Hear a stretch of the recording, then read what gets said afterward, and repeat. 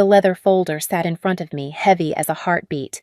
Inside were the deeds Grandma's 21st birthday gift, a $50 million hotel with my name on it. But before I could even breathe, the front door opened. My mother walked in her new husband right behind her. "We should manage it together as a family," she said, smiling like it was still her world. When I told her absolutely not. "I'm the owner now," she snapped. "Then pack your bags and leave this house." I didn't argue. I didn't move. Because I knew something they didn't. That night wasn't about their demands. It was about Grandma's next move, one that would end their little performance for good. When people look at me now, they see the hotel, the marble floors, the glass lobby, the name etched in gold above the entrance. But what they don't see is the noise that used to live inside this family. My grandmother, Sharon Bennett, built everything from one roadside motel in Vermont. She was 21 then, my age now, and everyone called her foolish. But she turned those doubts into brick and revenue. By the time I was born, the Bennett collection had become a name people whispered with envy. My mother, Brenda, inherited none of Grandma's patience, only her pride. To her, success wasn't about building, it was about being seen. She loved camera flashes more than blueprints. She loved control more than family. My father, Mark, was the opposite. He was calm, steady, a man who believed in doing things right even when it took longer. He ran operations for years, quietly keeping everything standing while Mom chased appearances. When I was 16, I watched that balance collapse. I still remember the night Dad left his eyes-tired suitcase by the door, saying he couldn't stay where love had become performance. The silence that followed him out the door was the kind that fills every corner and never leaves. After that, Brenda remarried quickly. Scott Miller, a smooth-talking business consultant who spoke in phrases like synergy and global expansion. He was everything she thought success looked like, shiny, loud, and hollow. Not long after she sent me to live with Grandma, claiming it was for stability. I knew better. I was just one less witness. Life with Grandma was quiet but never dull. Her home smelled of cedar and coffee. Her mornings began with the sound of typewriter keys. She treated me not as a child but as an apprentice. I studied architecture while she showed me what legacy truly meant: discipline, risk, and the courage to start over when others call you finished. Sometimes at night, I'd catch her looking over old property maps, the original sketches she drew by hand. She'd trace the outlines with a soft smile and say, "Every building tells a story, Sophia. The walls remember who built them and why." I didn't understand back then that she was also talking about people, about the kind of foundations we build within ourselves. Years passed. My mother's calls grew shorter, her words sharper. "You should visit," she'd say. "Scott wants to talk about the European market." I'd always have an exam or a project due, and the conversation would end with her disappointed sigh. We were strangers, connected by blood and legal paperwork. Until that morning, my 21st birthday, when Grandma asked me to sit at her desk. The leather folder was waiting, heavy and unfamiliar. She said, "This is your inheritance, but it's also your test." I didn't know what she meant, not yet. But I would soon enough. Because sometimes the moment you receive everything you've ever wanted is the same moment you find out who's coming to take it from you. Dinner that night felt like a celebration, roasted lamb candlelight flickering across the long oak table and Grandma smiling in that rare, peaceful way. For once, the house was quiet, filled only with the sound of silver against china. I remember thinking, maybe things are finally steady. Then the doorbell rang. It was one of those small sounds that change everything. I got up, napkin still in my hand. When I opened the door, the chill from the porch hit me first, and then her perfume. My mother, Brenda, stood there in a cream coat, her hair curled just so her smile stretched thin and glossy. Beside her was Scott, her husband, the so-called consultant, wearing that smug confidence that always smelled like cheap cologne and deceit. Sophia, Mom's voice dripped with cheer. "Happy birthday, sweetheart. We were just in the area and thought we'd stop by." Behind me, Grandma's chair scraped softly against the floor. They didn't wait to be invited in. Scott carried a gift bag, the kind you give when you already know what you want in return. Mom's eyes darted around the house, landing on the folder still sitting on the table, my inheritance. "We heard about your big gift," she said, her tone sugar-wrapped with poison. $50 million. How wonderful! I tried to stay polite. It's not about the number.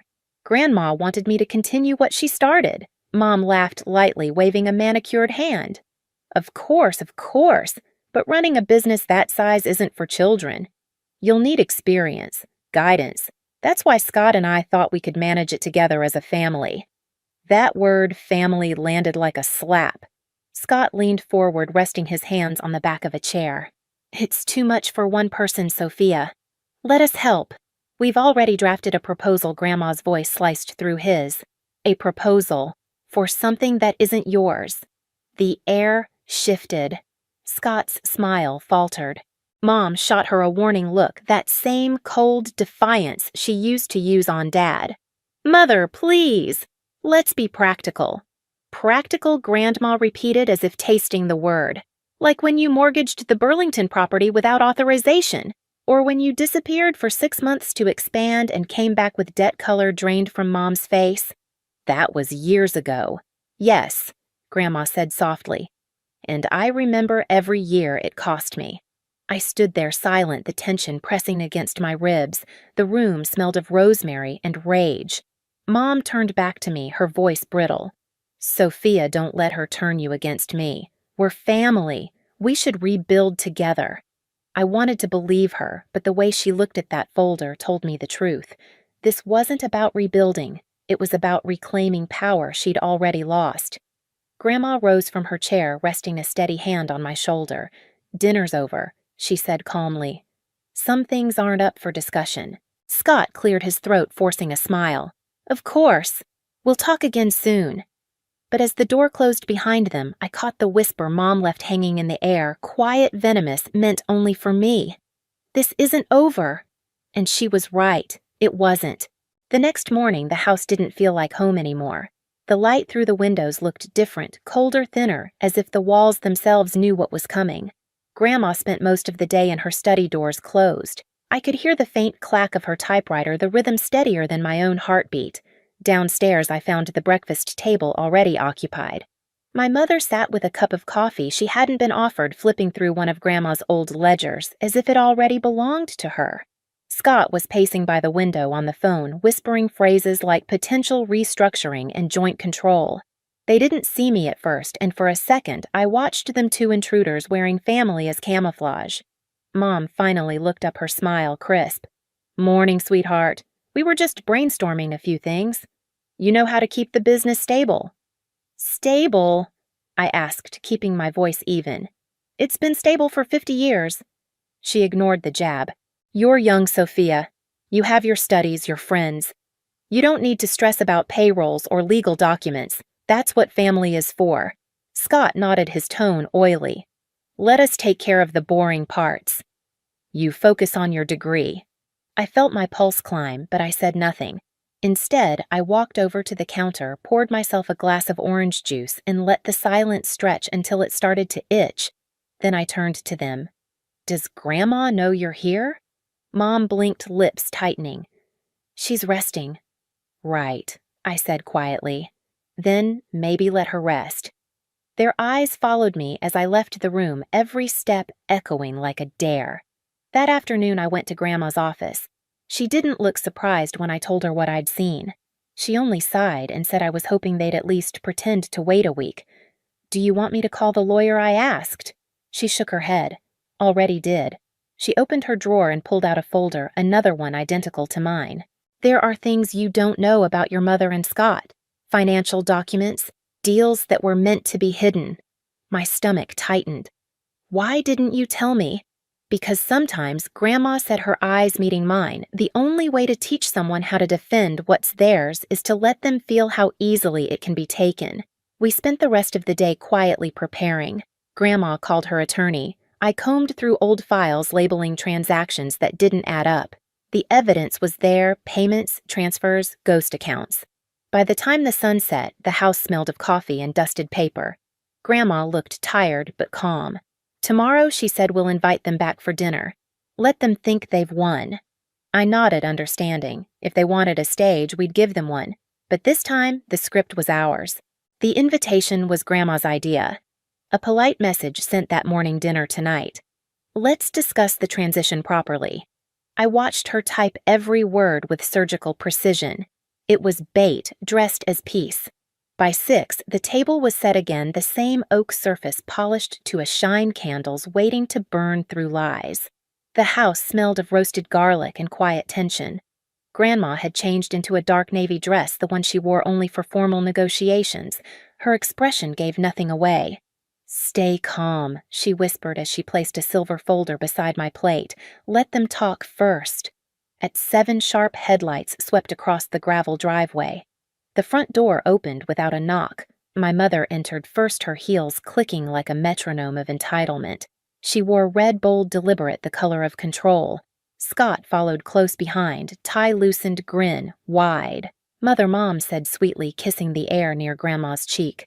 "Sophia." Her voice was smooth but sharp underneath, like glass wrapped in velvet. "I'm glad we're doing this properly." Scott added, "Family decisions deserve transparency." I almost laughed. Dinner began in a polite silence. Plates passed, wine poured, but I could feel their impatience the way Mom's fingers drummed on the table, how Scott's eyes kept flicking toward the silver folder by my hand. Finally, Mom couldn't resist. "So, let's be honest," she said, setting down her fork. "Managing a business of this scale is complex. It's unreasonable to expect a 21-year-old to handle it alone." Grandma sipped her wine, saying nothing. Scott leaned forward, voice confident. "We've already outlined a plan. I'd handle financial optimization, Brenda would oversee PR, and Sophia, well, she could shadow us for a while, learn the ropes." Their words weren't proposals. They were instructions. I set my fork down. "You mean I'd sign the ownership over to you both and you'd manage it?" Scott's grin tightened. "Temporarily." Grandma looked up, eyes unreadable. "And how exactly would that benefit Sophia?" Mom's smile grew wider. "It would benefit everyone. We're family after all."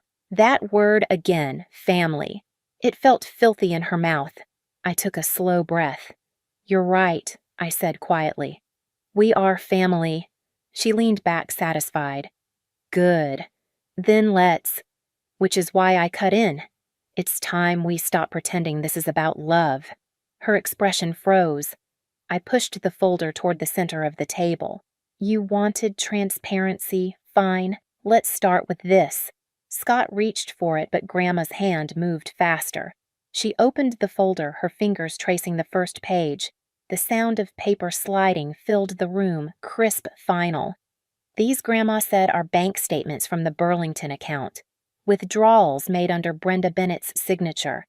Funds that never returned." Mom's face drained of color. "Mother, that's absurd." And Grandma continued evenly. "These are emails from Mr. Miller's consulting firm, proposals for overseas expansion projects that don't exist. Signed by both of you." Scott's jaw clenched. "You had no right to. I had every right." Grandma interrupted, her voice steel. "You tried to mortgage the core hotels under shell companies. You thought I wouldn't notice." The air grew thick. I could hear the fire crackling in the hearth, the only sound brave enough to speak. Mom's eyes darted to me, desperate. "Sophia, this isn't true. She's twisting things you can't possibly believe." But I didn't need to answer. Grandma slid one last document across the table. "The ownership amendment," she said. "Effective immediately, all control transfers solely to Sophia Bennett. You are hereby removed from every board and trust."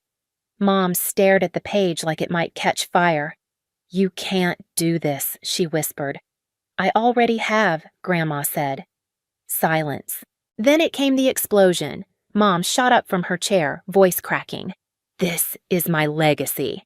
My life. You can't just hand it to her." Grandma remained seated. "You handed it away yourself." Scott grabbed Mom's arm, muttering, "Let's just go." But she wasn't done. "No," she shouted, pointing at me. "You think you've won. You're a child playing grown-up. You'll drown in paperwork before the month's out." I met her glare steady. "Maybe. But at least it'll be my mess." Her lip trembled, rage fighting humiliation. "Then pack your bags and leave this house." She spat the same words she'd said days ago, but this time her voice sounded small, and that's when Grandma laughed. It wasn't loud, just a soft, knowing chuckle that sliced the air cleaner than any scream. "You're right, Brenda," she said. "Someone is leaving this house tonight, but it's not Sophia." For a second, everything froze. Even the fire seemed to stop moving. Then Grandma reached into her purse and placed another envelope on the table, a court order. "You've both been served. Fraud, embezzlement, conspiracy. The investigators are waiting outside." Scott's face went pale. "You called the police, I called justice," Grandma said simply. Mom stumbled back, shaking her head. "You wouldn't." "I'm your daughter." "No," Grandma said softly. "You were, until you sold this family's name for a mirror and a title." Two officers entered quietly, their presence polite but final. Scott didn't fight. He just stared at the floor as they led him out. Mom followed her breath, ragged eyes, wild, caught between disbelief and despair. When the door closed, silence filled the house again, but this time it was different, lighter, cleaner, the kind that heals instead of haunts. I sank into my chair, my chest tight, hands trembling. Grandma placed her hand over mine. "I'm sorry you had to see that." "No," I whispered. "I needed to." She nodded, once her eyes glassy but strong. "You handled yourself better than I ever did." I looked at the empty plates, the folded napkins, the remnants of the storm we'd just survived. "Do you think she'll ever forgive us?" I asked quietly. Grandma sighed. "Forgiveness is for people who admit what they've done. Your mother still thinks she was robbed." The fire popped softly, throwing gold across the table. I realized then that this house, the same one where my father walked out years ago, where every fight echoed louder than love, finally felt still. Safe. I stood and walked to the window. Outside, red and blue lights painted the driveway. Scott sat in the back of a cruiser. Mom stood frozen near the porch, mascara streaking down her face. I didn't feel triumph. I didn't even feel relief. Just an ache, deep and quiet, for the family we could have been. Grandma joined me, her reflection beside mine in the glass. "You did good, Sophia," she said. "You didn't raise your voice. You raised your worth." Her words settled in my chest like something permanent. And as the last car disappeared down the hill, the night finally exhaled. We didn't toast, didn't celebrate. We just sat in the quiet glow of the fire, two women who'd survived the same bloodline in different decades finally breaking the pattern. The morning after felt unreal. The same house that had echoed with shouting now hummed with quiet, the kind that follows a storm. Sunlight slipped through the curtains, landing on the folder still sitting at the center of the dining table. The one that had ended it all? Grandma was already up, sipping coffee in the kitchen like nothing extraordinary had happened. But her shoulders looked lighter, her face softer, as if decades of weight had finally lifted. The news spread fast. Scott disappeared from the state before the investigation could close. My mother, Brenda, stayed just long enough to watch her name unravel in every business circle she once worshipped. The fraud case stripped her of everything money, position, pride. Dad Mark came by that afternoon. No speeches, no questions. He simply placed a hand on Grandma's shoulder and said, "You did the right thing." When his eyes met mine, they didn't hold pity, only pride. Weeks later, life began to look almost ordinary again. I finished my final architecture presentation, graduated top of my class. Grandma insisted we celebrate quietly at the hotel's rooftop. No press, no guests, just us. She raised her glass and said, "To new foundations." And as the city lights glowed below, I realized that was exactly what this was, a rebuild, not of property or reputation, but of peace. For the first time in years, I didn't feel like the leftover of someone else's legacy. I felt like the beginning of my own. I used to believe legacy was about bloodlines and last names, but I've learned it's about boundaries, the courage to end what's toxic even when it wears your DNA. My inheritance wasn't a hotel, it was freedom. If you've ever had to choose peace over family pride, share your story below. You're not alone.